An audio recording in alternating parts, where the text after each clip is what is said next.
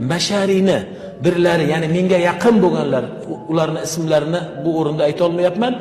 Yaqin bo'lganlar aytayaptilarki, men bir ulug' tush ko'rdim deyaptilar. Qanday ulug' tush ko'rdingiz desam, bomdod namozidan keyin aytayaptilar. Men ajoyib bir tush ko'rdim. Bugun sahobalar turardilar. Payg'ambar alayhissalatu vassalam bilan. Quvonganim shuki, orqalaridan biz ham turibmiz. Ya'ni biz hozirgi zamon ummati ham bor ekanmiz. Payg'ambar alayhissalatu vassalam ilk saflarida sahobalar bilan turar ekanlar. Shu yerda nima bo'libdi bilasizmi?